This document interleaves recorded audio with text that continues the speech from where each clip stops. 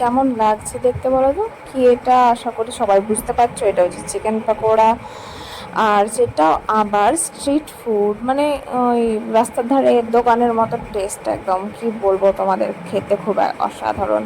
তার জন্য প্রথমে আমাকে বোনলেস চিকেন নিতে হয়েছে, আর নিতে হয়েছে একটা ডিম ফাটিয়ে নিয়েছি, আর নিয়েছি কর্নফ্লাওয়ার। তারপরে কর্নফ্লাওয়ারের মধ্যে দিয়েছি গোলমরিচ, গোলমরিচ আর লবণ। আর গোলমরিচ ছাড়া আমার কোনো কিছুই চলে না, প্রায় অসম্ভব টাইপের হয়ে যায়। তো সেই কারণে ডিমের মধ্যেও গোলমরিচটা মিক্স করে নিয়েছি। আর কর্নফ্লাওয়ারটাকে লবণ দিয়ে এবং গোলমরিচ দিয়ে ভালোভাবে মিক্স করে নিয়েছি। একটু গ্রেভিটা একটু থিকনেস রাখলে ভালো হয়, কারণ যতটা গাঢ় হবে ততটাই পরিমাণ টেস্টি হবে।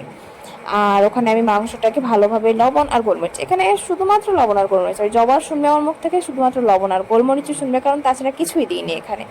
তো মাংসটাকে ডিপ করলাম প্রথমে কর্নফ্লাওয়ারে, তারপরে দিলাম ডিমে। কিন্তু এর আগে একবার ডিমে দিয়েছিলাম, কর্নফ্লাওয়ারে দিয়েছিলাম, সেটা বলতে ভুলে গেছি বা দেখাতে ভুলে গেছি। তো সেই কারণে এটাকে আমি যতবার সম্ভব ততবার ডিপ করার চেষ্টা করব, মানে যতটা আমার ধরো কর্নফ্লাওয়ার আছে ততটাই ডিপ করব আমি। কিন্তু যত বেশি ডিপ করবে ততটাই তোমার ফ্লাফি হবে, স্পঞ্জি হবে, অনেক টেস্টিও হবে। তো এইভাবে আমি একবার প্রথমে ভালোভাবে দিয়ে নেড়ে চেড়ে জাস্ট লাল লাল ভাব করে নেমে নিয়েছি, এবং তারপরে বাকিগুলোকে আবার ডিপ করব ডিমে এবং কর্নফ্লাওয়ারে।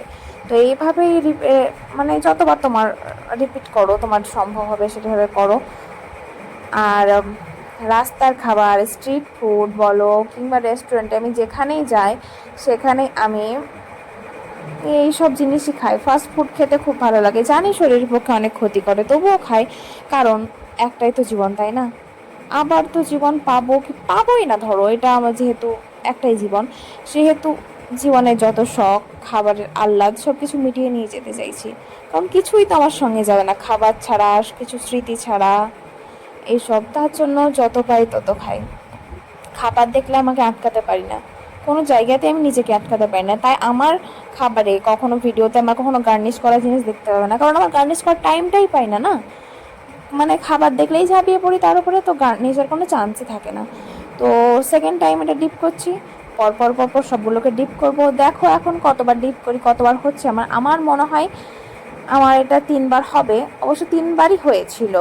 আর এখানে আমি একটা লেগ পিস নিয়ে নিয়েছি আর একটা উইংস নিয়ে নিয়েছি, যেটা তোমাদেরকে দেখাইনি, কিন্তু ওইটা সব থেকে বেশি জুসি ছিল, যেহেতু মানে কি বলবো, সলিড চিকেনের থেকে একটু বোনওয়ালা চিকেনগুলো বেশি একটু টেস্টি হয়।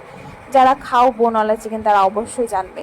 তো সেই কারণে আমার বোনটা, মানে আমি যেখানেই যাই হাড়ওয়ালা মাংস খুঁজি, সে বিরিয়ানির দোকান গেলেও যদি আমাকে খুব সলিড দিয়ে দেয় না, আমার প্রচণ্ড রাগ হয়। কিন্তু কিচ্ছু করার নেই তখন, যে আমি যখন যে প্লেটে হাত দিয়ে দিয়েছি এটা করে ফেলেছি, সেটা তো আর চেঞ্জ করা যাবে না, তাই না? কিন্তু আমাকে প্লিজ কেউ কেউ সলিড চিকেন দেবে না, যেখানে যদি তো আমাদের বাড়ি কেউ আমি কখনো যাই তো আমাকে বোনওয়ালা চিকেন দেবে, সেটাই আমি হ্যাপি।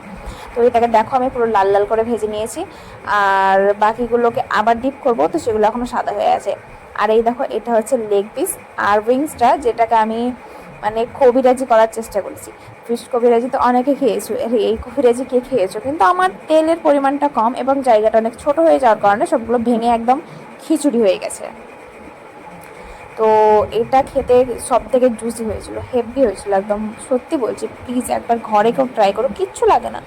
এই মাত্র 3টে জিনিস দিয়ে একবার ট্রাই করতেই পারো, আর যদি ট্রাই করো তুমি ভুলতে পারবে না টেস্টটা। আসিফ তোমাকে বলেছে যে তার জীবনে নাকি সব থেকে মানে ভালো খাবার এটা ছিল, মানে ভালো পকোড়া। তো সেটা শুনে আমি তো প্রায় হাওয়ায় ভাসছিলাম একদম, এতটাই ভালো লেগেছিল তার। তো থ্যাংক ইউ। দেখো আর ট্রাই করো অবশ্যই। আর তোমরা ভিডিও দেখছো কিন্তু কমেন্ট সাবস্ক্রাইব কেউ করছো না, দেখতেই পাচ্ছ কত কষ্ট করে তোমাদের জন্য আমি ভিডিও বানাচ্ছি। তো একটা কমেন্ট করলে কি তোমাদের হাতে ব্যথা করে? আর না আমাকে ফলো করলে তোমাদের হাতে ব্যথা করে? কোনটা? আমি তো তোমাদেরকে কাছ থেকে অন্য কিছু চাইছি না। না একটা কমেন্ট একটা ফলো করলে কি হয়? Thank you, follow for more.